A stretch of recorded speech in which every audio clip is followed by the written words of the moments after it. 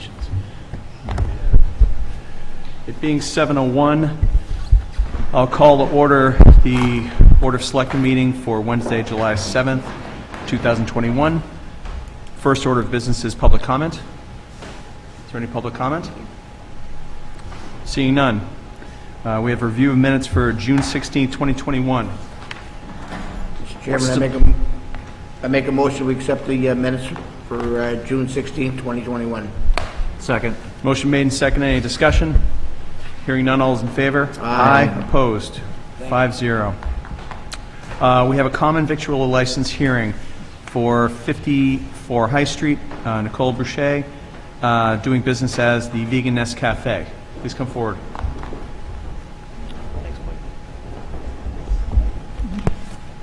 Just state your name and address for the record, please. Hi, I'm Nicole Boucher, and our business is at 54 High Street, Clinton, Massachusetts, Thank you very much. 01510. Can you just tell us a little bit about what you're looking to do? Yeah, so we have an organic plant-based cafe. Just basic seating, serving sandwiches, smoothies, simple, wholesome meals, mostly made from scratch, all organic. Awesome. Yeah. This being a public hearing, I'll open it up to anyone who wants to speak in favor of this proposal.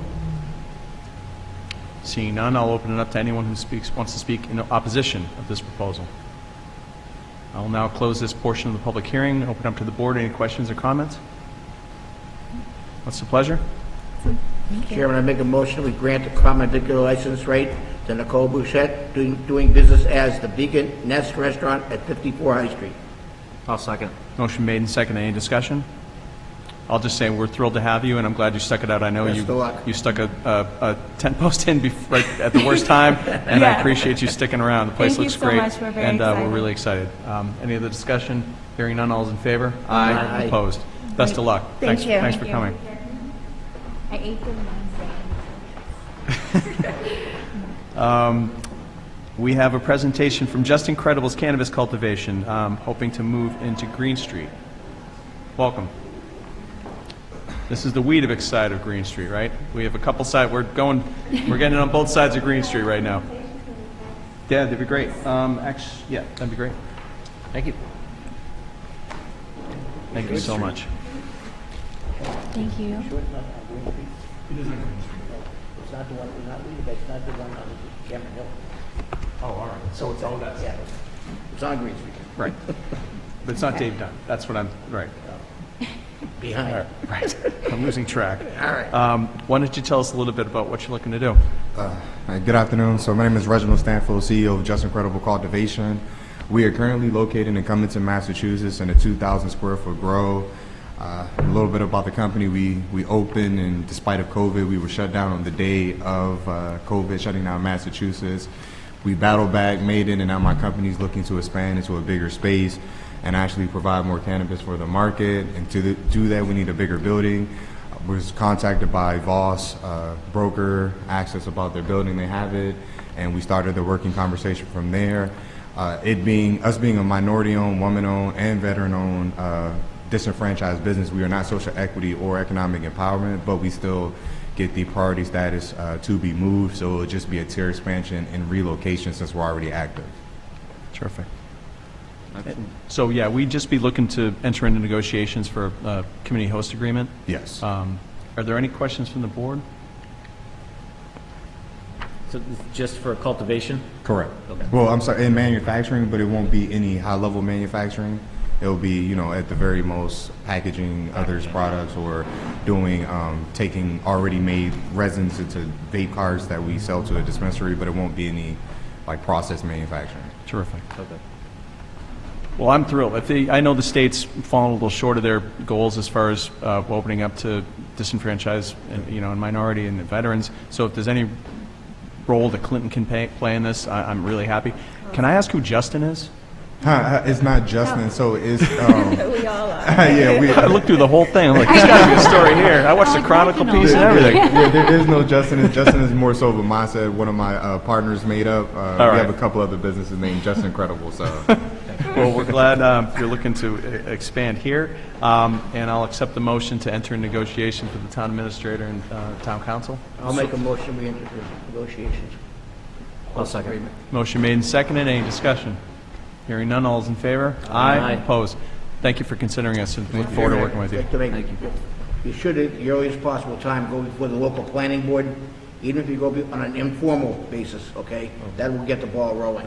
Gotcha. Yeah, Mr. Ward has been working really fast with us, doing both things at the same time. So we're providing him everything he needs, and he's in that same mindset. Okay. Fantastic. Thank you, Excellent. guys. All right, Thank you. keep us posted. Thank you. Thank you. Next up, as a civil service community, Civil Service has certified a list of candidates, and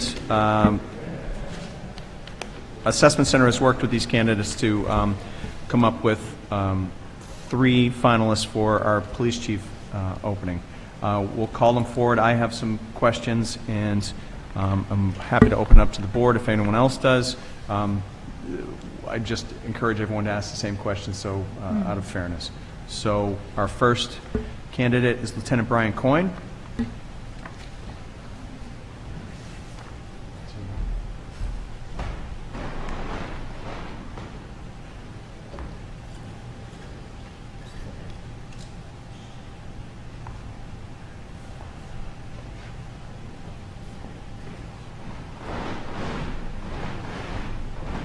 Good evening, Mr. Black. Welcome, Lieutenant. Thank you, I appreciate it. Why don't you tell us a little bit about your career and how you got to be interested in being chief? Sure. First off, a little personal about myself. I'm a resident of Clinton. I'm a stakeholder in the community. I care deeply about the community. I have 3 children that are in the public school system, 1 in each school. Me and my wife own a home here in town. And next up, my education. I have a associate's degree, a bachelor's degree, and a master's degree in criminal justice. And getting into my professional. I started out, I worked for the Department of Correction right after I graduated college. I worked there for about 5 or 6 years over in Lancaster. It's since closed. It was a pre-release minimum security facility.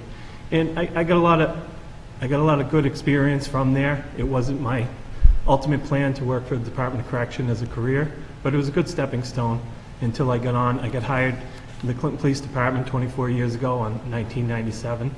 I went to the Police Academy in Gardner, and I started as a patrol officer. I worked as a patrol officer for about 11 years. I loved working patrol, mostly night shift. I did different things. I was very proactive, I think. I worked hard as a patrol officer, and I really enjoyed it. But then an opportunity came up about 11 years later, in 2008, to be the chief approached me, and he wanted to appoint me as a detective, investigator in the Detective Bureau. And I thought that would be a great opportunity for me to get more training, to have different experience, to get different opportunities, to challenge myself. So I accepted the position, and I worked as a detective for about 4 years. And it was really fulfilling because I love the patrol as much as I love being in uniform. We go to calls, we mitigate a situation, we talk to people, we gather names, we gather information, we get back in our car and we leave. Being a detective, I get to be in the community more. I get to have more complex, longer investigations. I get to get more interaction with people, with business owners, with other town departments here in town, and I thought that was really great. Then the opportunity came up. There was testing for the sergeant position, patrol sergeant. And again, I saw that as an opportunity. I saw that as a challenge, that to get back into uniform and to be a supervisor. I know I love patrol, and I thought it'd be great. As much as I liked doing what I was doing, I thought I could take that training, the experience I had in patrol, now the experience I had as a detective, and I could move on to the next level. And I could be a shift supervisor, use some of that knowledge with the officers. And I had my own ideas when I was a patrol officer, how I could improve, how I would like a shift to be run, what I thought the community needed in policing. So luckily, I did well on the exam, and I was appointed, promoted to a sergeant, patrol sergeant, shift supervisor in 2012. And one thing about that, I had the opportunity, 2 of us were hired at the same time. I had the opportunity to go straight nights, which I worked most of my career, but I chose to go a split shift, 2 afternoon shifts, 2 night shifts, which was a great opportunity for me, I thought, to see the workings of both shifts, to understand the community, because the calls that come in at 3 o'clock in the afternoon aren't the calls that come in at 3 in the evening, 3 a.m. Every shift has its own dynamic, has its own personality, and I wanted to supervise and to be involved with as many officers as I could. So I took that opportunity to do that. I don't advise it. Your body doesn't like working split shifts and getting off at 6 in the morning, going back in at 2 in the afternoon, but I did it for 2 years, and I really enjoyed it. And I really enjoyed being a shift supervisor. I think the patrol staff is the heart of any police organization, in Clinton and anywhere. And the shift supervisor are such a vital role in policing. But I wanted another opportunity, I wanted another challenge when I saw that the lieutenant retired. So I took the test, and luckily I was promoted in 2014, 2 years after being a sergeant. And I've been in that position for 7 years since then. And it's really been a growing experience over the last 7 years. It's been difficult, it's been challenging, and it's been very rewarding. I've learned a lot. I've got a lot of experiences, I've got a lot of training, and the chief is very supportive of me. He's taken me along with him to do some things. He's included me in things. I'm a member of the Central Mass Chiefs of Police Association. I'm a member of the Mass Chiefs of Police Association, and I regularly go to meetings with the chief. And especially the Central Mass Chiefs organization, I like going to meetings because you get to meet chiefs in the area, you get to talk to chiefs, and you get to know people, and you understand some of the problems that they're having in their communities, or some of the good things that they're doing in their communities as well. And it really given me the opportunity, and some of the things that I talked about at the meetings is vital. It's important about legislation that Mass Chiefs are trying to put across to the state legislature and things like that. So I've continued my training as a lieutenant. I've continued the opportunities I've had to have community meetings, to be involved in town-wide public safety meetings with department heads. I've been included in that. I've had a voice in that. School safety meetings with the superintendent and principals. I've been involved in that over the last 7 years. I've been involved with union issues, dealing with the union over the last 7 years, and I understand that develop a rapport and work together, and I think we've done that. There's a new union president now in the last 6 months or so, but I've had a good relationship with the union, I think, over those years, and working together. And just all the experiences coming together. And I'll tell you, I've transitioned into these roles, and they've all been difficult, and they've all been challenging, and I've accepted them as an opportunity to better myself, to further myself, to have a bigger impact on the department and the community than I have. Much as I love being a patrol officer, I had a bigger impact being a detective. I had a bigger impact being a shift supervisor. I had a bigger impact being a lieutenant. And that's why I'm still striving ahead to be for the role of chief of police. And I think over the last 7 years, with all the things that I've done, being the training officer as well, and being included over the last year as lieutenant, I've actually been the point of contact for MEMA, and it's been a difficult year for everybody, but we've done some good things with getting the PPE gear, keeping our officers safe and healthy, keeping the community safe and healthy, and doing that. But the transition they've always been difficult, and the transition, the most difficult transition, I think, was getting out of uniform, getting into the lieutenant role. The others, I'm still arresting people. I'm still investigating things. Even in the detective position, I was out of uniform, but it was still basically the same thing. The lieutenant was really a huge step for me. Becoming management and administration, and now I'm in charge of the people who were in charge of me. Now the people who are 15 years older, 10 years older than me, with 10 more years on the job, I'm their boss. So there was a transition for them and me. And there was a transition to what my role was as lieutenant, with the outgoing lieutenant gone, and to see where my spot was in the department. And I think I hope people would say I excelled at it over the last 7 years. I've really tried to work hard. I've tried to include the officers, the shift supervisors. I've tried to make it a team effort, everybody working together. And I think that's what brought me to be the chief of police. I think, honestly, with all the different transitions I've made in the increasing roles and responsibilities and duties that I've not only taken upon, that I've sought out and looked for and challenged myself to better. I think the role coming from the lieutenant into the chief's position, to be honest with you, would be the most seamless transition for me. I really do, because I think over the last 7 years, the training, the experience, the contacts, the knowledge that I've gained in the lieutenant's position and doing a lot of the things, a lot of the same role of what the chief does. Right now, I'm the executive officer. I'm second in charge. In the absence of the chief, I assume his duties and responsibilities. I've done that over the last 7 years. So I really think out of all the jobs that I've had, this would be the most seamless transition. And I think we're at a point in policing right now, we're at a critical juncture in policing where we need that seamless transition. We need somebody with that experience, that knowledge, in the proven track record to get things done. I think we need somebody like that to move right into the role of chief. As you guys know, we have police sergeants, police lieutenants. We have 3 officers just got out of the academy. We're going to be hiring. We have another retirement or 2 coming up in the next 6 months. There is constant change in the police department. There's constant change in the world, in society's view of the police, and in the society and the community's view of the role of the police right now. But I think with this constant change within the department, I think it's an opportunity. I think it's a great time in policing. I think it's a great time to become a new chief with new supervisors, with new ideas.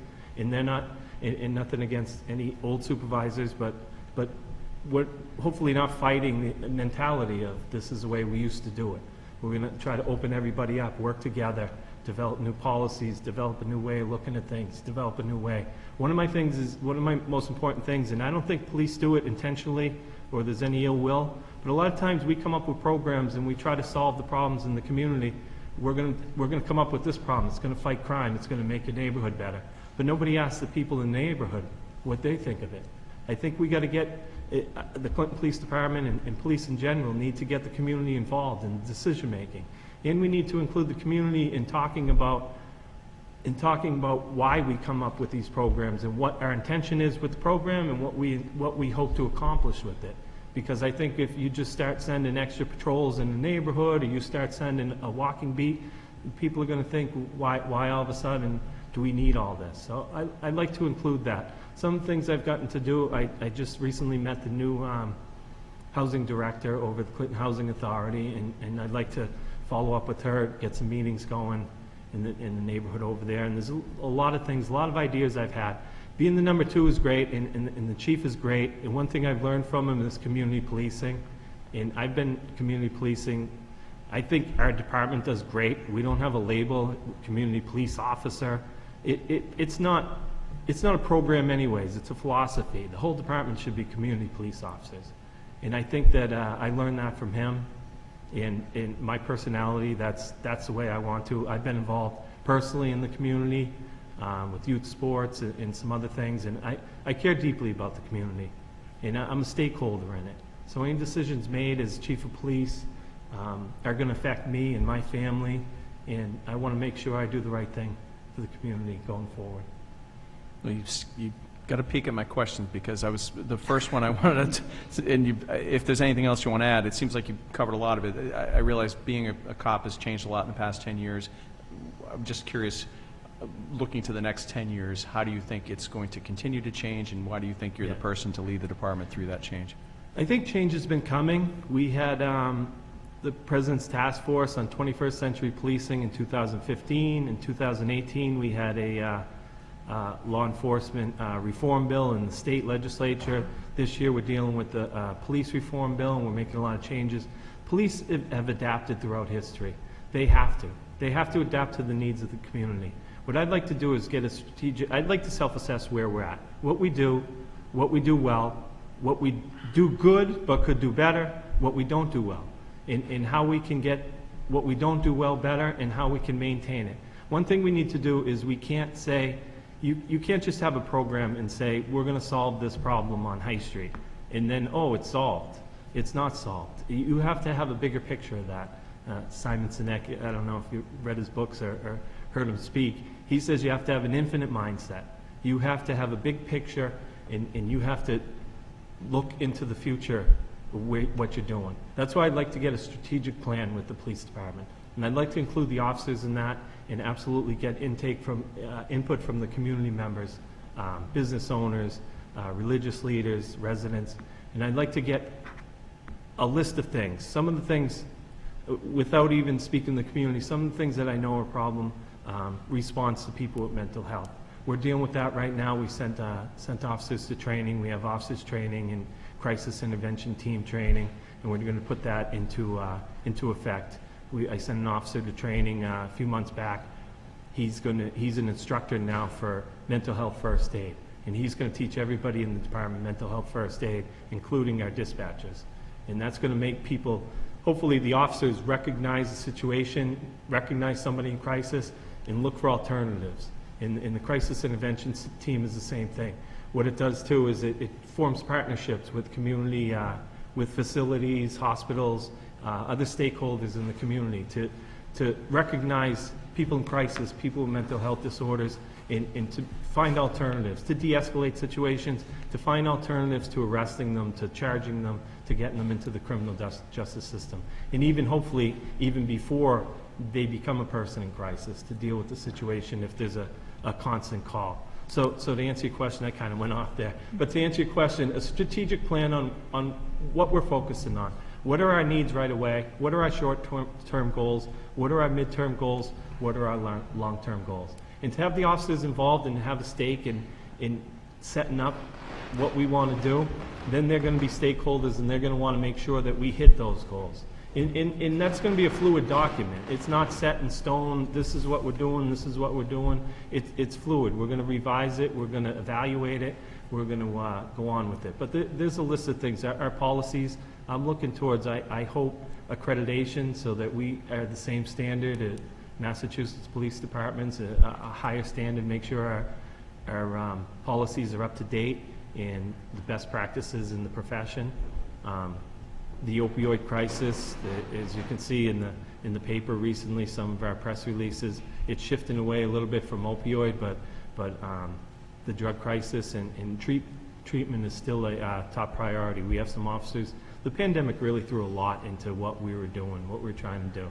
Even this CIT, Crisis Intervention Team training, was put off for a year and a half. They haven't had training. We just sent the officers because of that. So we're a little behind with what we're doing.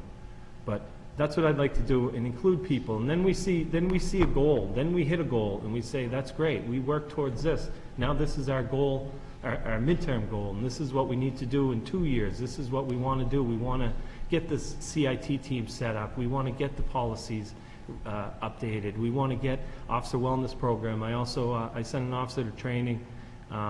He's a municipal police training committee trained instructor for physical fitness. And a few years back, an officer went and he's doing a stress management and peer support program. So I'd like to put those guys together and start an officer wellness program. I think if officers are physically, emotionally, and mentally prepared to do their job, they're going to go out and do a better job. They're going to treat people better. They're going to feel more ready to perform their job. So those are some of my goals in the plan, but I would like to get together and start. A self-assessment would be the first thing I do, and then see our long-term goals. And I'd also like to make sure that the department is, and the chief was here for a very long time, and he did a great job. I want to make sure that there's the transition from power is seamless too. I want to make sure that we're identifying people and making sure who the next leaders are, and making sure there's a smooth transition.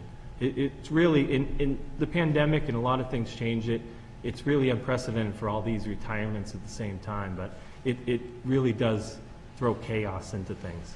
And even though I do see it as an opportunity, it is hard, because these processes are long, and we're a small department, and people are against people. Until these decisions are made and everybody's in place and everybody's settled with that. But those are some of my goals. Terrific. Lastly, for me, what do you think are the biggest challenges and opportunities specific to Clinton as far as policing goes? Like I said, I think that, and we can see it coming out of the pandemic, the calls for service, for response for people in mental health crisis. Okay. Absolutely. That's something that we have to work on right away. We got to get, and our officers do a tremendous job with it. They really do. And we got to get the CIT team and officers even better. We got to get services with us, included with us too, because the officers sometimes, they do the right thing, but then the services end kind of, it stops there, and then we get a call 2 days later on the same person. We really need to find something to that. Long-term goal with the drug crisis and opioid crisis, methamphetamine, like, we can't have that in our community. The enforcement, the guys in the narcotics are doing an excellent job. And enforcement's only one part of it. We need education. We need people not to get on it in the first place. We need to make sure people know the dangers of it. We need the enforcement aspect, and we need the treatment aspect. So we need to partner with some agencies, and we've done a good job. We have a detective over there who does a tremendous job with getting people the resources, and we have 2 other officers that went to training last year for rehab, for coaching, and they're doing a good job. But the pandemic kind of, right when they got the training, everything kind of went haywire there, so we'd like to get back to that. But other than that, we'd like to see, I think, a vibrant High Street when everything is done will be great for the community and the police, and we'd like to partner with the businesses down there and make sure that everything, we don't want to be overbearing on them, but we want a presence down there to make sure that everything stays nice, and anything that they need, they know we're there. That'd be some of the long-term goals. Terrific. I'll open up to the rest of the board if you have any questions. Mr. Chair? Please. I just have one quick question, Lieutenant Coyne. When I ran, almost all the businesses down on High Street complained universally about parking spaces and residents parking in parking spaces that they were hoped to be used for their businesses. Yes. And also sometimes even employees of other businesses taking up those spots. And we're trying to, as much as possible, free those spots up for, especially with the investment down there, trying to free those spots up for customers. And we've done some things to, we've had some success, some not so great success. We've tried a couple things from the board. I'm just curious, do you have, being on the other side of this, do you have any suggestions on how to improve the parking situation? And do you think there's a role that the businesses themselves could play in this process? That's been a long-standing issue, and definitely we have a role in that. We need to be down there in enforcement. The businesses have a role, a little bit of common decency towards each other and respect for the other businesses that you use alternate parking. I know the town spent extensive, I know Phil Duffy's put a something together on that's 2 inches thick, and it's an ongoing problem. I would definitely, as chief, work together with the Board of Selectmen, get more enforcement. I think when that opens up down there, people are parking this way and that way right now. I drive by with my eyes closed. I can't. But the officers are doing their best. But at the same time, as soon as they're down there, somebody pulls in the same. There's no lines there. There's nothing. So it's just until everything's completed down there, we would definitely. There's going to be an officer down there. I don't think anything beats the old-fashioned, the foot beat, an officer down there. And I've always been a proponent in telling the officers and shift supervisors, park the car and get out of the car. There's nothing like face-to-face contact and knowing people. And I think that's one of the great things with our department. Most of the guys in our department grew up in town. A lot of them still live in town, and they have a stake in it, and they care about the community. And I think that's where Clinton is really lucky to have the members of the department that they have. But I think when we see a problem, and a lot of times cops don't love walking around putting tickets on cars, but that's a function that we need to do. But we need to educate people, especially the other shop owners, to let them know how much it impacts the other shops that are their neighbors, and that affects their business, because if all those shops are empty and you're the only one, now you'll have plenty of parking to park in front of your business, but that's not good for everybody. And each business feeds off itself, too. So, absolutely. Thank you. Matt? You hit every topic of every question. All right. So, Anybody else?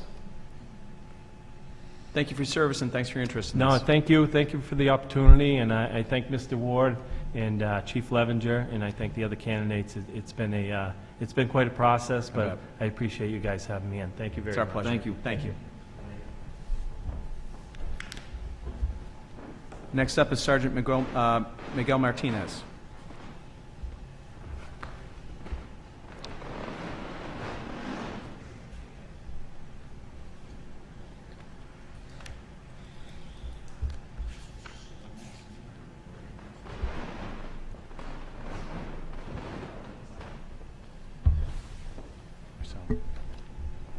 Good evening. Thank you for coming. No, thank you for having me. I'm very honored to be here today. Please tell us a little bit about yourself, your career in Clinton, and how you're interested in being chief.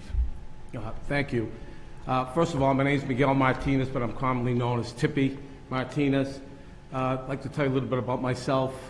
Currently, I'm married, have 4 kids, 2 adult stepdaughters that are very successful, very happy for them, for being a part of their lives. I have 2 boys, 16 and 11, that I'm reliving my youth with those guys. God bless. I'm very involved in the community where I live at. I'm the vice president of the Fitchburg Youth Soccer Association. I'm a head coach for the high school version of the soccer program there. I'm also the head coach of the boys 5-6A travel squad. So my little guys are keeping me busy. They're keeping me young. I also started a weightlifting program with these guys.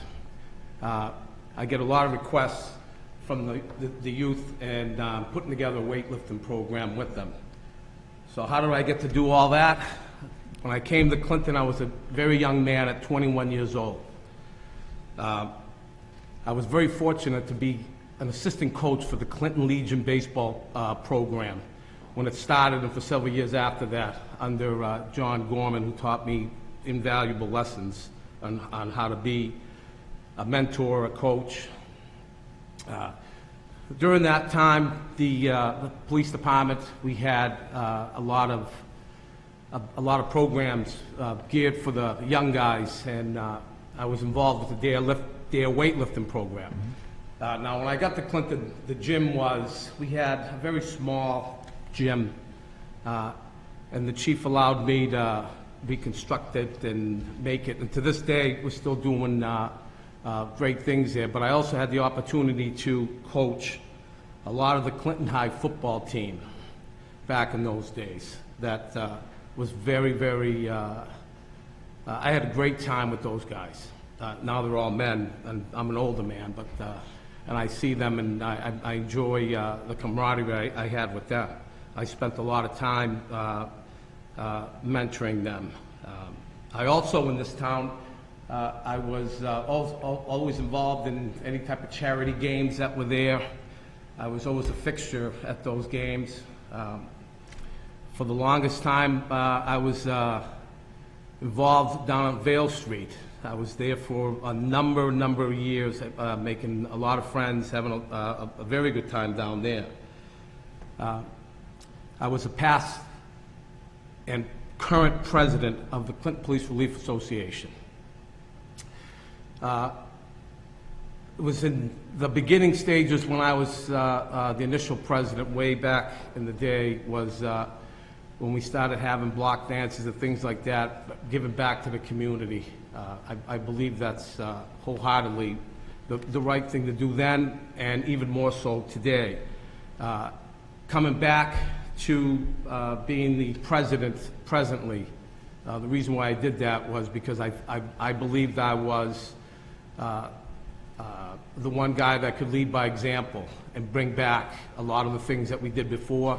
I have a lot of ideas. I think things today, we need some true leaders, okay? I believe that. I also was, during my time here, I was a lot of the times requested to speak at the schools, at civic organizations. I put together a PowerPoint on drugs, and I put I would go out and speak to the community, speak to parents, teachers. If you asked for me, you got me. I sacrificed, I came, I wanted to educate whoever I could with the dangerous drugs that are here in the community.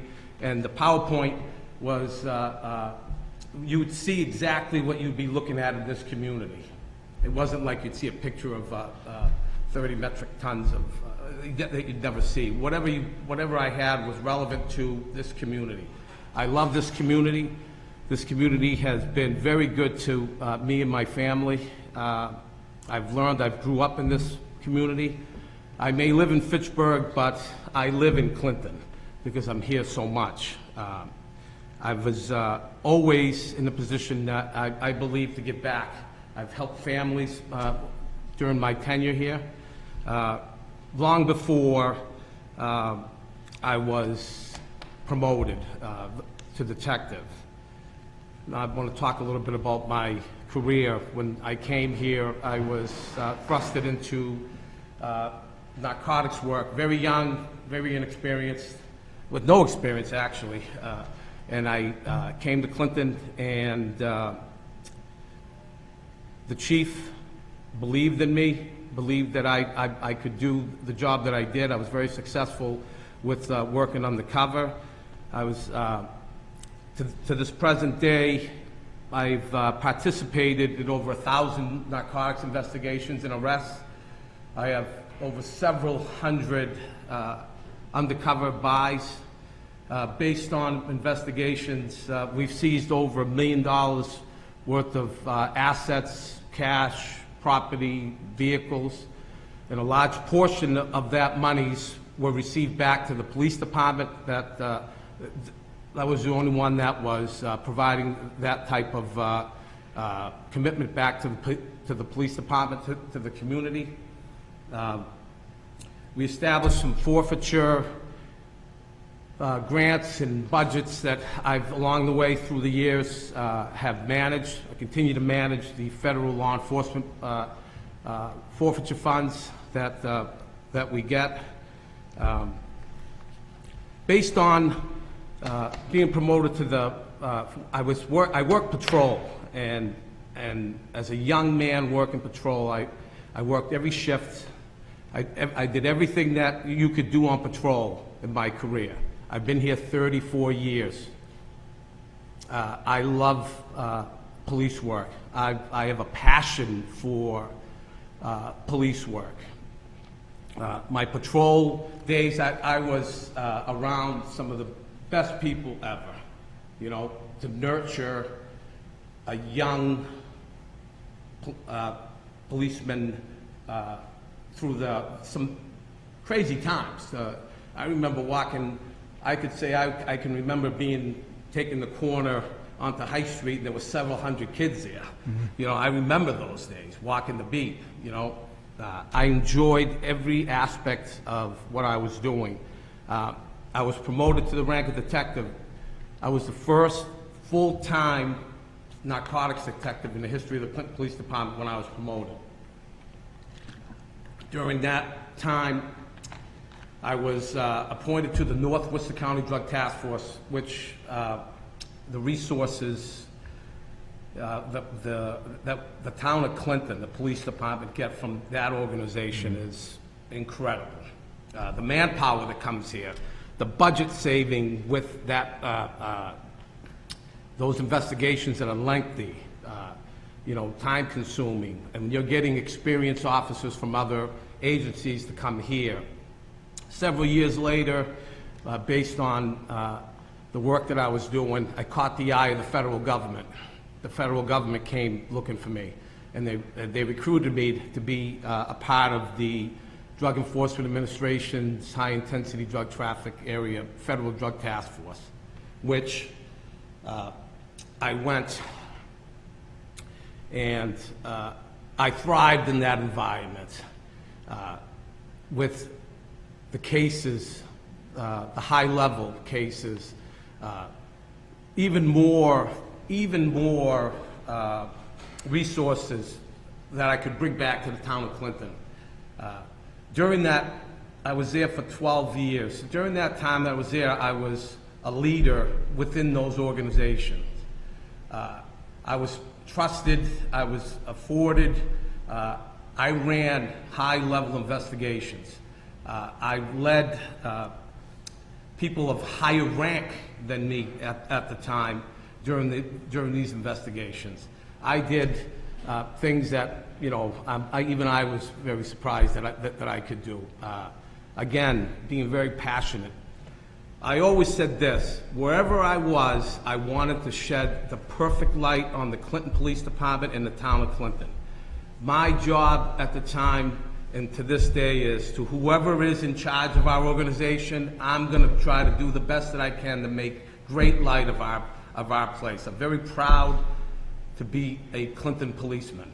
Absolutely, without a shadow of a doubt. I've worked with some of the greatest guys and within this community that we could talk about. And I've worked with everybody. I'm on a first-name basis with guys from, you name what three-letter agency, I know somebody there that I can pick up the phone and talk to somebody. I've trained a lot of officers. I've trained a lot of officers in the town of Clinton. Again, I've been here 34 years. We have some young talent at the Clinton Police Department. We have some great people coming up. We're very excited about what's coming in the future, you know. I love that leadership role. I embrace it. I believe that it's something that you surround yourself with good people, good things happen. You have people that want to follow you because they believe in you. I'm that person. I believe that. My career has led me to, I've testified in just about every single court that you could, district, superior, grand jury, federal grand jury, federal, I've testified in all those levels of the court system. I've made friends and bonds throughout the entire law enforcement. Everything that I've done, whether it's with the youth, whether it's with me personally, playing athletics, being involved with all these organizations, law enforcement, it's team building. Team building, that's the answer. Working well with everyone, that's the answer. Open dialogue, that's the answer. Knowing your people, that's the answer. I'm a firm believer of round peg, round hole. I want, because it worked with me, and if it works for me, it's going to work with everybody else. If you want to do something and you're passionate about it, give that person the opportunity to do that, because only good things can happen there. I firmly believe that. The winning attitude, I like to say, in it to win it. When I show up to a place, it's in it to win it. It's on our shirts. It's on our shirts when we, for the drug task force. Those are words that we say all the time. When I come to work, I'm in it to win it. You have me here, I'm yours. Let's get it done. That's what I'm looking for. That's what I like. I want to thank you for the opportunity to talk about some of my history here, because it's very important. I'm very proud of the things that I've accomplished. I'm very knowledgeable. I know what it takes. I believe in myself. I believe in the organization. We have a great group of people over there. Great group of people over there. And all we want to do is to make sure that the community is well in hand with us.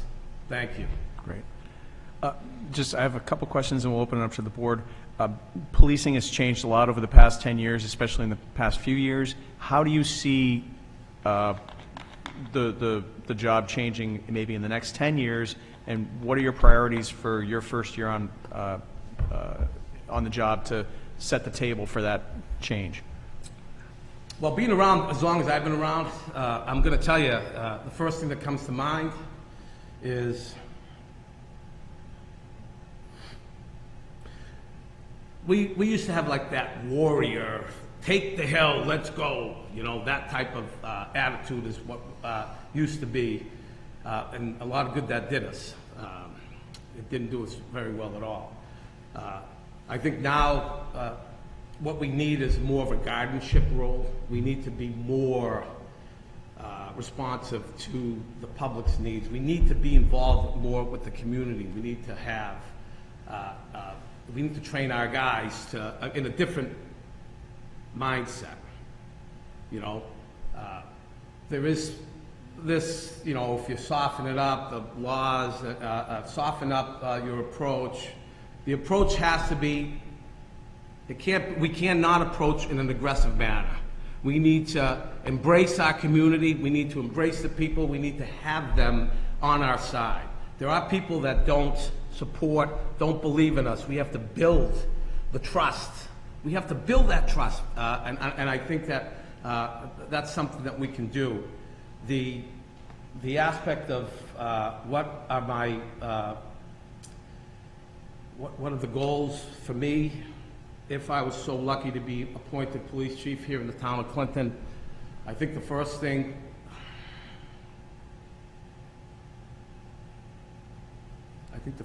that we need to do is the police reform bill that's out there. We need to first of all get meet the criteria, get in line, get the policies and the training in order. That's the first thing. I think we need to establish some social services. I think that's very important. We need to establish some social services to help the police department and the community with drug addiction, mental health. I think those are like, that's something that we need to get a foothold on. I think the community, we have to, again, like I said, we have to instill trust, transparency. We need to embrace them. We need to embrace the minority population that's here in Clinton, because there is a large minority population here, and we need to embrace them. We need them to embrace us. I think together is the only way that that we're gonna thrive. You've been here a long time, you've seen the town change a lot, and it's still changing. What do you think, as chief, the biggest challenge is and the biggest opportunity going forward in Clinton? Well, the biggest challenge is we got to get a strong hold on the overdose situation that's happening. I mean, I'm a huge proponent of narcotics, and I'm a huge proponent of the enforcement side of it. Absolutely, you gotta maintain the enforcement side, because you gotta keep people thinking that there's somebody still out there. Mm-hmm. However, it is very, very important that we get some type of education and treatment to help with the people that are addicted. And listen, I'm going to tell you, I've been affected by it. I've had personal family members that have passed away because of it. Things of that, so I understand. And it's the person that's addicted to the drugs. We need to help that person. It's just not them. The people that surround that person, the family that loves them, what they go through watching this. We need to have something in place for them. I think the Clinton Police Department gets this right because we've instituted a program with recovery coaches. We have several recovery coaches that have been sent for training, and what they do when there's an overdose within the 48 hours, they go and they try to provide services. That aspect has to remain, and sometimes it has to be better than the enforcement. We need that. Mm-hmm. Education, another aspect of that. We need that. I think that's something that we get it right. We can do better, but we're on the right track. Again, round peg, round hole. We have certain officers that are in these positions that want to be there. That's the key. You want to be there. You're there to help. You know, I think another thing that we need to address is mental health. I mean, that's another issue that we're having here is with the officers are going through a lot of calls like that. We have to look into getting some type of clinician here and try to figure out how, combined with the resources that we have and what the resources that we can get, make it a better place for everybody. Again, I've been here a long time, and there's one thing that always, and I hear the chief talking about it all the time: parking. Parking's always an issue. You know, that's always been an issue here. I think we need to be. There's a new beautiful project that's going to be happening down there. We want the businesses to thrive. I think we need to have. We need to be seen more down there. We need to. I think we need to be, as if I was in a position to make we bring back that walking beat, that first-hand communication that you get with store owners and the people from town. It's invaluable. People love to see you. If you're down on High Street, I remember the days when I was down there. It was great. You know, it was a lot of fun. Obviously, the old guys don't walk that much anymore, but I can remember. You know, those are the things that I believe are very important and something that would be something that we'd go right after. Thank you very much. Ed, does that cover? Do you want to follow up there? Or? Yeah, my question was involved in specifically parking situation down on High Street, coming off $4.5 million investment. Just the fact that when I ran, that was like a big complaint that a lot of the businesses had of residents, and even in some instances, from their word, some employees of other businesses kind of trying to utilize some of those spots. And we've taken some things, we've tried to do some things and work with Chief Levenger on it. And yeah, I was curious. I was asking the candidates if they have any suggestions on how to improve the situation, but I mean, you've kind of mostly answered that question already. So thank you. Well, thank you. Yeah. Matt? My question's related to community engagement, and growing up in Clinton, I always remember seeing you around. You and your brother had the Bash brothers down at the softball field, but it was related to strengthening the existing relationship, and you hit everything right on the head. So Thank you very much. Thank you. Any other questions from the board? Thank you for your service, and thanks for your interest in this. No, thank you very much. And I would like to just tell the board that you don't replace legends. The chief, you don't replace legends. If you looked around, I don't think that you're never going to see the great run that we've had here in the town of Clinton. We could only hope that whoever that the board chooses to be the next in line, the support that he'll get from myself, or if I'm the guy, or the department, it would be great. But Chief Levenger, oh boy. Big shoes to fill. Big shoes to Yeah. fill. No. And again, I want to thank you for listening to me and having me here tonight. Thank you. Our pleasure. very Thank much. you. Lastly, we would like to welcome Sergeant Joanne Duggan.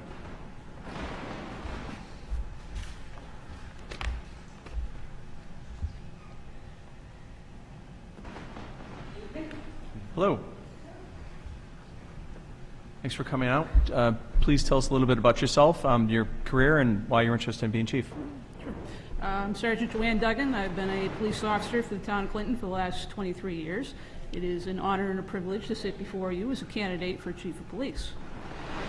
For those of you who don't know me, I'm a third-generation police officer for the town of Clinton. My grandfather started in the 30s, my father in the 60s, and I joined my father in 1998 until his retirement, and that was pretty cool. So I've been on 23 years. I'm currently the only female officer for the department. I'm the longest serving female officer the department's ever had, and the only one to have been promoted. I attained my master's in criminal justice in 2002. I've been a rape investigator since 1999. I've handled a number of major cases. That's pretty much the career. I've been in patrol. I've worked every shift except day shift. I've been here and there. And I'm here to be a candidate for chief of police. Going forward, there's been a number of external pressures in policing in terms of, apparently, we're public enemy number one in the boogeyman, according to the media, which we're not. The recent police reform has put external pressure on the department to update policies and so forth. And internally, we're going through some growing pains ourselves. You have the heavy duty to determine who's going to be the leader of our police department going forward into the future. With that promotion, there are a number of promotions backfilling, lieutenant and sergeant, that are going to change. We have 3 new officers that came on this week. I'm excited to see how they're going to fit in and work with our department. Going forward, we're also looking at other officers looking at retirement. We have a number of officers that can put their papers in tomorrow. Say, see you later, I'm done. I know of a couple more that are looking within the next 2 years at their retirement. So going forward with that, given what the media represents us as, it's difficult to find qualified individuals that really want to do the job. So going forward, we're going to need to put the word out there, say, hey, you're our community, we need members from our community to fill our police slots, to police our community, and work with our community. Well, touching on that, obviously being a police officer has changed over the past 10 years, and especially in the past few years. Looking forward, why do you think you're the best person to lead the department into whatever transition is coming? So looking at the changes that are coming, it's going to require a person with leadership and the ability to motivate the officers to stay focused on task. We still have a job to do, regardless of what the changes are outside of the department and inside of the department.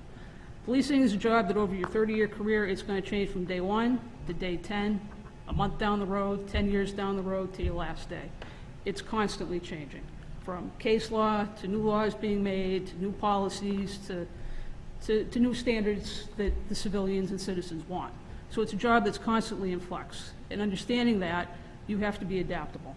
And I'm adaptable, I feel I'm a leader, and I feel I can bring the department forward into the future. Thank you. Do you have any specific priorities or goals for your first year that you'd want to tackle? So, first year, a lot of that is going to be spent with the police reform. There's policies that need to be updating, records that need to be sent down.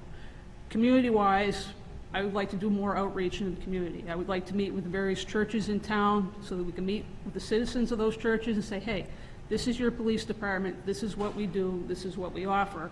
And furthermore, what input do you have for us? What do you need in your aspect of the community? I'd also like to go forward with the schools, and we have an SRO, which is great, but to me it's not enough. The schools, from the elementary to the middle to the high school, need to meet with our officers, need to meet with their administrators, to meet with the children at their level, the parents, and the teachers say, hey, this is what we do, this is why we do it, what questions do you have for us? We need that give and take of information, because without that information, how do we serve you? How do we best serve you if we're not getting that information back from the community? Thank you. And as someone who's been here for 3 generations and a long time on the force, what do you see specific to Clinton that are the biggest challenges and the biggest opportunities as chief or as someone who runs the police department? So the biggest challenge is going to be keeping that department cohesive and keeping the officers focused. I mean, you have officers that are looking to get out because of the reform, because they feel, oh my God, we'll never be able to police. Well, historically, in the 60s, it was the judicial reform era. Miranda, Mapp versus Ohio, and the old guys back then said, oh my God, we'll never be able to police. We figured it out. Right. So with this police reform, there's a lot of unknowns. So challenging as a chief is to keep everybody focused, say, hey, yeah, we're going through changes, but we'll get through it, we'll figure it out, we'll still be able to serve our community and move forward and do the best we can. How about opportunities?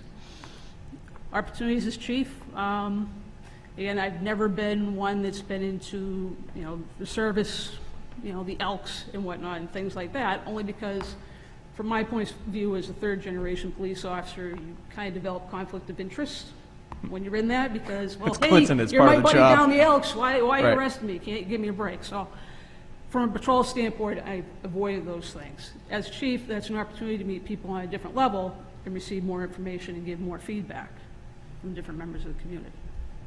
Thank you. Ed?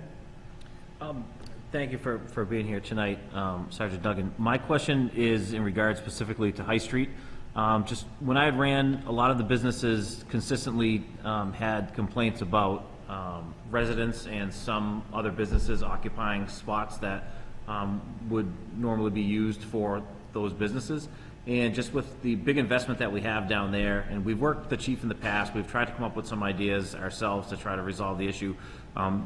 Being on the side of it that you're on, I'm just curious if you had any suggestions on how you would improve that parking situation, and if you think that there's a role for the businesses to play in this process.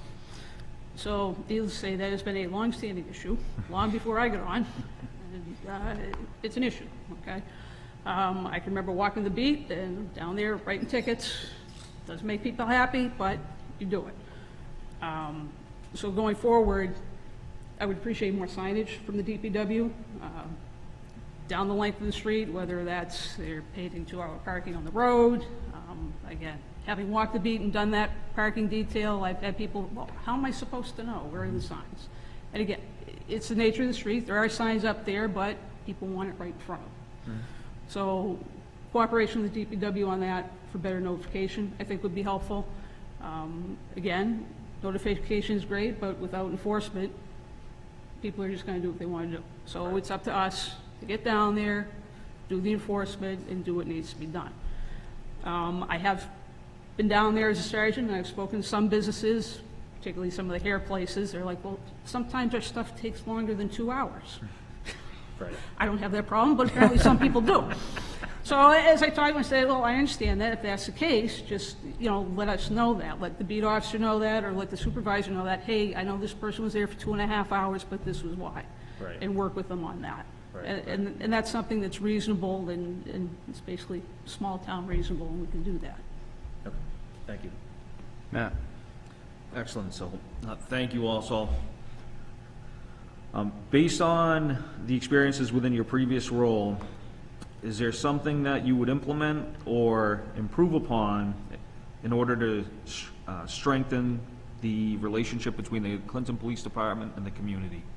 So I think I touched on that a little bit. You did. In my opening statement. Again, if we don't get feedback from the community, how do we know we're doing a good job? How do we know we're meeting your needs?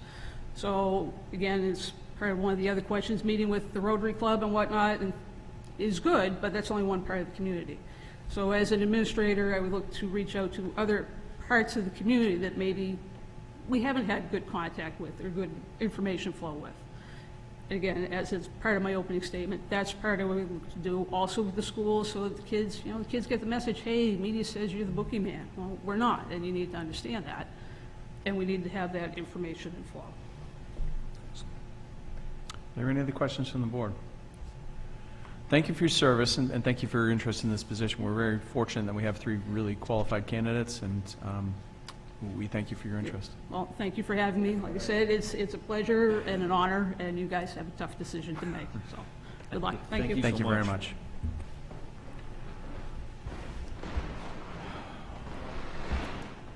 As a quick reminder, and correct me if I'm wrong, Town Council, we, as a civil service community, we are bound to the Assessment Center's certified qualified list unless we have serious objections to that ranking.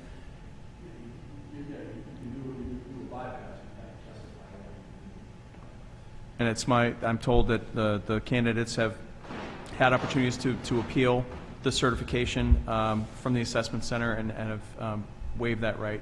So we have a list from the Assessment Center, and I guess it's up to the board whether we want to make an appointment tonight based on that and based on these interviews. I will open it up to discussion or motion. Mr. Chair, I would motion that we appoint the chief this evening based upon the report and the results of the interviews. I'll second the motion. Motion made and seconded. Michael? Do we want to, you just want to go based off the list? Do you want to, we'll name a name? Or do you want to make that motion and then decide? Well, Yeah, I All think right. the initial motion is just if we want to make a Sure. decision tonight, right? Motion, there's a motion made and seconded to make the decision tonight. Any discussion? Hearing none, all is in favor? Aye. Aye. Okay. Please. Mr. Chair, I'd like to make the motion that we promote Lieutenant Brian Coyne to be the next chief of police for the town of Clinton. Motion made and seconded. Any discussion? I want to concur with exactly what had been said, you know, to be blown away by three quality candidates who have long-standing ties to the Clinton community. You know, as much turmoil as there seemed to be with law enforcement, I think, you know, the town of Clinton, they've done a great job, and we're very fortunate to have such a great department with great personnel. Agreed. Yeah, it's stating the obvious at this point, but Clinton is in very good hands as far as.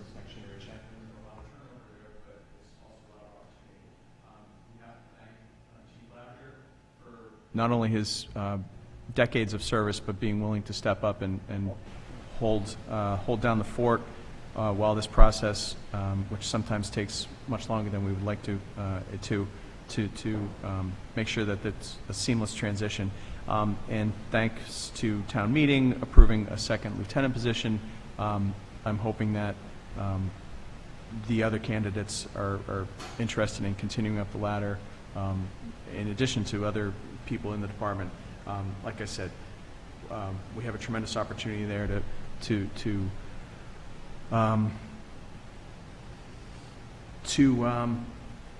start off a new generation of leadership at this police department, and I'm thrilled with the responses we get tonight and the interest that we've had from these people, and I look forward to working with Lieutenant Coyne going forward. So, any other discussion? Hearing none, all's in favor? Aye. Opposed? 5-0. Next up, Phil Duffy would like to talk about the community development block grant application for fiscal 21. Welcome. Good evening, members of the board. I'm here to have a first discussion with you this evening about a potential project for application to Community Development Block Grant Program. For those of you who are new and may not be familiar with this program, it is a long-standing program having been put in place in 1974, and it distributes funds from the federal government to local communities in what's called a block grant, in which basically it's an amount of money for projects that fall within eligible projects and projects that meet a national objective. Those national objectives are the area-wide benefit to a person of low or moderate income, the elimination of slum and blighting conditions, or sometimes job development or job creation, which is very hard to do, and then in very rare cases, emergency. We are proposing this year to put in a single project application, an infrastructure project. We've looked at a couple streets and places in town, trying to find one that would kind of fall into that would qualify, and that would kind of fall within the cost parameters we project. We're going low this year because DHCD, the state agency that awards these grants competitively, has a $1.35 million 2-year cap. So if we have bigger projects that may be coming down the road next year, including perhaps the senior center project, we want to keep a bigger kitty of money for 2022. So we've looked at a small infrastructure project. To date, we've looked at Ash Street, which is included in our downtown slum and blight target area. As you know, it's a small street, leads up to the Ash Street playground. It's vulnerable and subject to flooding. If you go down there, everything's in tough shape. There's no curbs, the roads chewed up, there's puddles there all the time. Even if we're able to replace the fencing alongside the playground, we would do something like that. Another project, which is also on our complete streets list, would be a curbing and sidewalk and street lighting project for Prospect Street.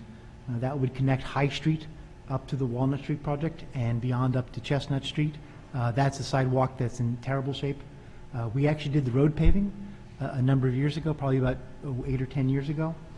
So the road itself is in very good condition, but there's the lighting and sidewalks and the shoulder of the road in very poor condition. That would kind of complement the work we've done so far, but quite frankly need to know a little bit more about whether DHCD finds that all that attractive a project. They like to like take something that's terrible and make it really good. To take something that's just pretty bad and terrible in parts may not be as attractive as Ash Street.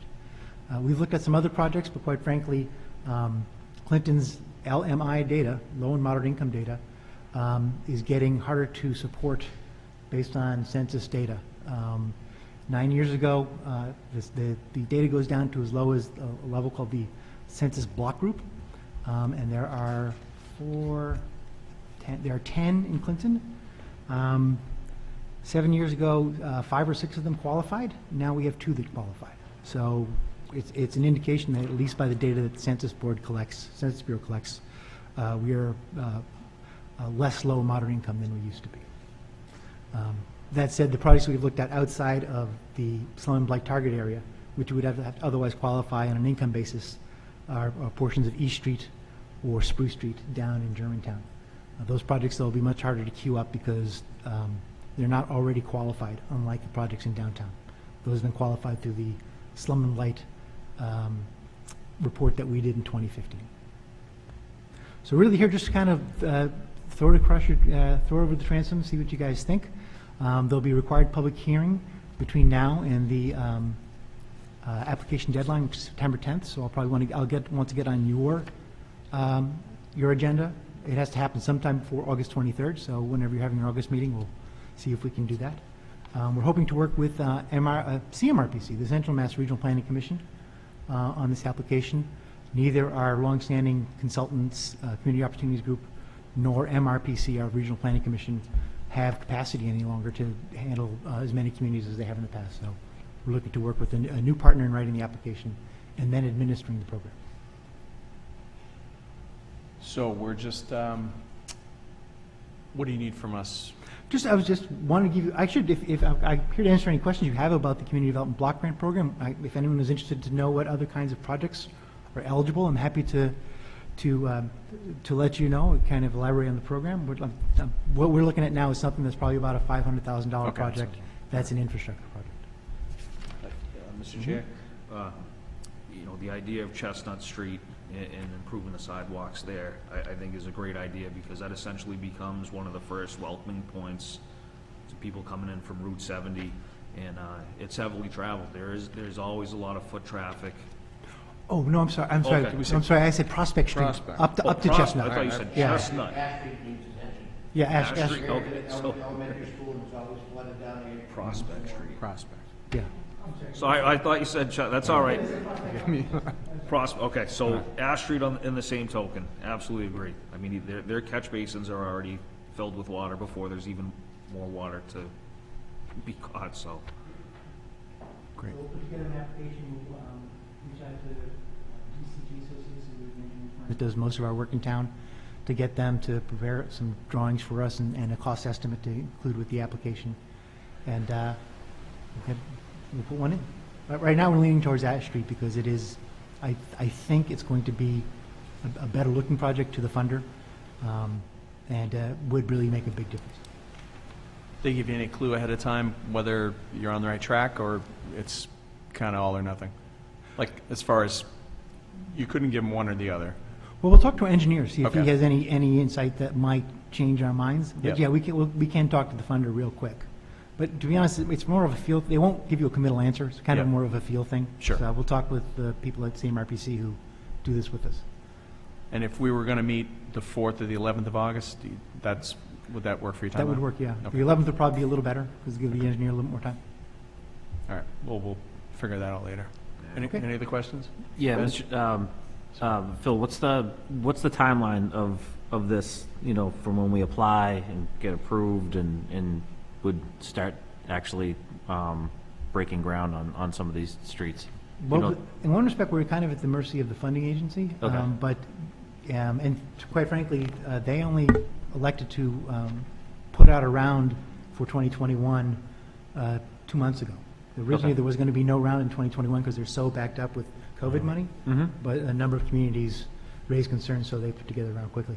My guess is that if we were to apply in September, we would probably know by January or so whether we were awarded. Okay. And ideally, that would give us probably a couple months to do some of the administrative follow-up that comes after you receive a notice of award, There's certain things you have to do in terms of environmental review and getting clearance for the funding and advertising, that kind of stuff. But ideally, you had a project that would be done, commenced in the next construction season and be small enough to be finished in the next construction season. Sounds great.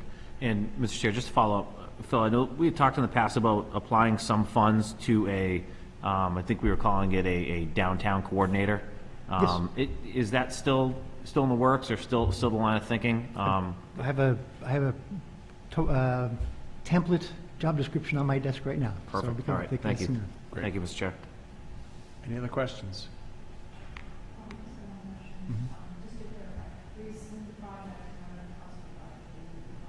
It's not an amount, and we can submit 2 projects. It's just one project we decide upon, and then we submit that for the grant. In previous years, you actually had to submit multiple projects. Multiple, okay. But they allow for a single project application now. Okay. So we'd be, if I understand what you're saying correctly, Julie, that we'd be submitting for one project this year, and it would be an infrastructure project. Okay. But in previous years, we've submitted for housing rehab at the same time, or social services. We've worked with WHEAT in the past. We've done planning and activities in the past. We've done pretty much everything except for handicap accessibility removals. Anything else from Mr. Duffy? All right, keep us posted. Great. I'll see Thank you guys you. at your next meeting. Thank you. Thank you. Chapter 358 of the Acts of 2021 requires that the Board of Selectmen appoint a public housing resident to serve on the Local Housing Authority Board. The town clerk has notified us of names of tenants who have expressed interest in appointment. The new law requires that this appointment be made by August 13th. I'm thrilled that we get to make this appointment. My concern is that we just have names and addresses and not a whole lot to go on. So if we have until the 13th, and if it's okay with the Housing Authority, I'd ask that maybe we table this and see if they want to do a joint meeting or refer some candidates to us. I'm just not sure how I can make a decision without talking to somebody or any qualifying. Or, Mr. Chair, so literally the only information we have is names and address? That's all I've seen. Yeah, there was a form that the Housing Authority sent out. Okay. And the candidates, that they're interested, we had to submit that form to the town clerk, so. I'd love for them to come in here if they want, but for the sake of, even if they were just to A put something letter in of writing, interest, yeah, sure. just Yep. like saying like, what Yeah. they, Okay. their experience, why they want the Yeah. appointment, I think that would be adequate. Next meeting. Yeah, that's fine. All right, so let's, we'll table this and reach out to the Housing Authority and see if we can get at least a letter of interest from these people, or if they want to, if they know these people better than us and want to recommend a couple people to talk to, or I'll take your recommendation here. Would you want to invite them to the next meeting, the candidates? Either in person, or as Mr. DeVault said, or to submit something in writing, or come in person? In person's great. If it's, a letter would be, for me personally, a letter would be fine for an appointment like this. But if they are available, I would extend the invitation. And Sure. if they have the time to come and talk about themselves for a minute or so, yeah. Yeah. I mean, there's a And I there's a think few we'd show on here. commitment of their interest to serve as well. Yeah, just a little more context or anything to go on would be great. So, yeah, let's extend that offer and see what we get.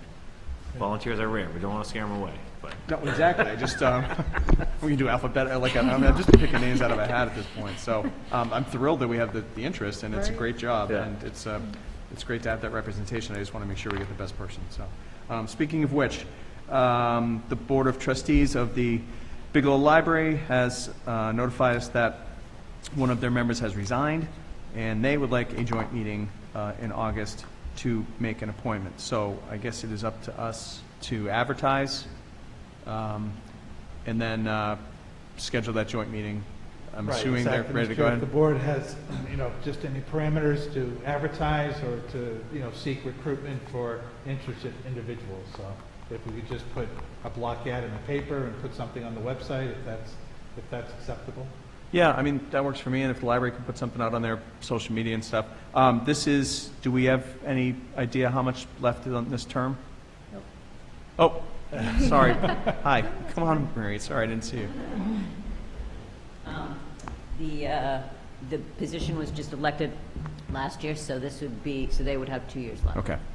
Thank you. Sorry. Anything, do you want to add any, is this okay going forward, like as far as that for advertising, do you? Yes, the advertising is fine. I think my board is looking for some diversity. They're looking for, you know, people who have different experience than they have, different talents, and are really interested.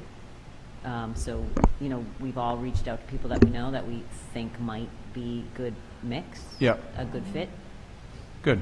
So, All right, well, let's rattle the trees, and let's see who we can scare up, and we'll shoot for early August Okay. to make that appointment. Like I said, we have to decide, but I'm thinking first or second week, if that works for you guys. yeah. Great. Yes, and Mr. Chair, just to point out, anyone that might be listening that's interested, there are 2 years left on the term, but this appointment is only until the next election. Thank you. So it's only holding the seat until the voters can pick that person. So even though they would have 2 years, they'd have to run next year and then then they'd run again. the year after Oh. to fill out a new term from there. Get your money's worth on signs. Okay, well, yeah, let's advertise that, and hopefully we'll get a good response and make a decision at our next meeting. There is no administrative business. We are on to old and new business. Town accountant has prepared a list of budget line item transfers to close out fiscal year 2020. Information is provided. What's the pleasure of the board? Mr. Chairman, I make a motion that we authorize Mr. Wood to make the transfer. I'll second. Motion made and seconded. Any discussion or questions? Hearing none, all is in favor? Aye. Opposed? 5-0. The Worcester Regional Transit Authority has sent the annual agreement to the Town of Clinton to provide senior van service through the Council on Aging. The WRTA will provide the buses and a payment of $50,205, and the town provides the drivers and vehicle insurance for the fiscal year. The agreement must be signed by the chairman and approved by our board. Michael, is there any change in service as far as increase or decrease with this contract? No, this is just providing the vans for the senior center and for them to use it as they need to dispatch for a service that they run to doctor's appointments and then within town service and out of town services. Great. Well, that's a great service. What's the pleasure of the board? Mr. Chairman, I make a motion that we enter into the agreement with the WRTA. I'll second. Motion made and seconded. Any discussion? Hearing none, all is in favor? Aye. Opposed? 5-0. The Crystal Club Charity has sent letters to local businesses seeking donations for the upcoming fundraising event. It's in our packet. What's the pleasure of the board? Mr. Chairman, I make a motion that we donate whatever the fee was last year, the donation, excuse me. We took a year off last year. Mike, do we have a historical on this? We don't, they didn't do anything last year. I think a couple of years back that the board may have made a donation. I'd have to look it up. I'm not Okay. sure. Sorry, it's been a couple of years now. Whatever the standard donation is. So whatever the donation was from 2 years ago, is like $500, or is that like around the ballpark of? Sure, yeah, usually 250, 500, somewhere in Yeah. that range, yep. Do I gotta make the motion for 500, or does it go with? We'll put it in there. Okay. I'll amend the motion for Okay. 500. Motion made and seconded to donate $500 to the Crystal Club Charity. Any discussion? Hearing none. All's in favor? Aye. Opposed? 5-0. The Cannabis Control Commission has sent notice to the town that they have completed applications for MAIA Advanced Organics to become a marijuana cultivator and marijuana product manufacturer at 1R and 3R Green Street in Clinton. The town has 60 days to complete a form that the company is in compliance with all local rules and regulations. This is standard procedure. We already have an agreement with them. We're just making sure that everything's all set so the state can go forward. Exactly, Mr. Chair. They've gone through the HCA host community agreement process and the permitting boards here in town. The Cannabis Control Commission's getting ready to issue a final license, and they just wanted sign off from the town. So I like bringing it before the Board of Selectmen, so A, to inform the board, and B, in case anyone has any concerns. So I think at this point, they've met all of the local requirements. Do we have to take action on this, or is just our option to complain? I think if the board's willing to vote to support, and then I can return the form indicating that that we're good. All right, I'll accept the motion to approve this based on, assuming approval from Board of Health, Planning Board, and any other authorizing boards. Mr. Chairman, I'll make a motion, as long as all local boards have taken care of, that we grant the permit. I'll second. Motion made and seconded. Any discussion? Hearing none, all is in favor? Aye. Opposed? 5-0. Thank you, and I usually, Mr. Chair, I do check with the building inspector. Great. And before we send out the notice to make sure everything is good. Speaking of transition, we have had, at their most recent meeting, Mary Neely has resigned from the Personnel Board, giving us 3 openings.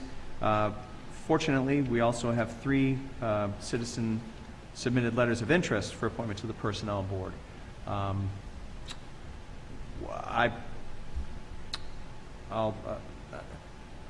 We've been asking for volunteers, and I think it's fortunate that we have 3 qualified candidates for 3 openings right now. I'll leave it up to the board. Are there 3 openings or is there 1 opening? What, There's sorry? 3 openings and 3 candidates? There are 3 openings and 3 candidates. Oh, sorry. Mr. Chairman, I'll make a motion, to 3 openings, we grant them 3 people to apply. I'll second that. And, sorry, I don't think I have the names in front of me. It's, I have 2, John Baird, Mary Rose Dickout, and Jaleesa Chenard. Thank you. Any questions or discussion? Hearing none, all is in favor? Aye. Opposed? Thank you for being interested. It's rare that we go 3 for 3 on something like this, especially an important board like this. Mr. Kobus would like to talk about how we can best make sure what we approve at the town meeting gets done. Yeah, absolutely. So I was just looking to see if we could contact the department heads about maybe coming up with a potential timeline for what they anticipate, either any purchases or projects that were approved at this past town meeting, just to get an idea that we can, as someone will be completed, so we're not rolling warrant articles over as we've done in the past. Nothing complicated, just a tentative timeline. Is that's not a motion, right? Just bring it up for discussion. That's it, yeah. I agree. It does fall in line with some of the work you've already done with going back into previous warrant articles. So I think you're sticking to the same theme. I think we do have one of the town administrator goals is coming up with one of those like a organizational, not an org chart, because that's people, but like a chart that we wanted to start organizing our action items by priority and like timeline and like long-term, middle-term, short-term. So I think an initiative like this would be able to like dovetail into that, because some of these things are going to be projects that people reporting to the town administrator are going to be responsible for. So I think we could include those in that spreadsheet and track it that way. And that way it's achieving your proposal also in line with an already agreed upon goal for the town administrator. That's my opinion. Okay. Yeah, is there a timeline for getting those plans back? Like, is it in the next quarter, or Right. set up that spreadsheet and to hear back about their plans? Like, should we set a time frame for it, or Well, we should, even if it's 3 months, 4 months? If I could, Yeah. I don't know if by September, by our first meeting in September, if that gives enough time. And again, it's nothing, Yeah. not looking to complicate any matters whatsoever or any explanations. It's just a matter of just a very basic information, tentative timeline. Sure, absolutely. I think knowing that if these projects were requested, what's the time frame in getting them done, and what was the need? So I think that's certainly appropriate, and definitely with, over the summer, working with departments to, get their schedule in place. I think definitely by the first week in September, your first meeting in September, should be able to have that. And we've been looking at different project chart programs as well too, so that we can plug it in there and just keep track as it goes along. Yep. So, but I'll let the departments kind of set their schedule as to what they need and when they'll need it, and then we can plug it into the chart to keep monitor the progress. Great. Anything else on that? And you still have the floor with the street sweeper service schedule. That's a tongue twister. Absolutely. So I don't know if it would be easier if to have either permission to work with Mr. McGowan about coming up with just a tentative plan on addressing whether it's, the weed in the sidewalks. I know we've talked about in the past, but, the town has invested in repaving a lot of these roads and just keeping them maintained when possible, between debris from trees or trash or whatnot. So I didn't know if there was any opportunity for maybe a little more frequency and having the street sweeper just kind of come through town, especially downtown when that's finished, but nothing, and I don't know if there's, if the DPW doesn't have the manpower to do it, is there an opportunity where we can kind of look at finding a way to get it done? Sure. Because I know it's not, there's nothing you can really do about it other than. Well, I might suggest, you and I are both on the snow removal subcommittee. Maybe we can broaden the scope of that and look at, just sidewalk and street maintenance for the rest of the year too. So maybe we could get a meeting on the books just to see what challenges we have and report back to the board. I also realize we should, and I'll put it on the agenda for the next meeting, to start thinking about goals and objectives to dovetail into the bigger projects like that. So good idea. Street sweeping. Yeah, Mr. Chair, Yeah. we also have to get our Yes. subcommittee squared away, right? We need Yep. a new member. Yep.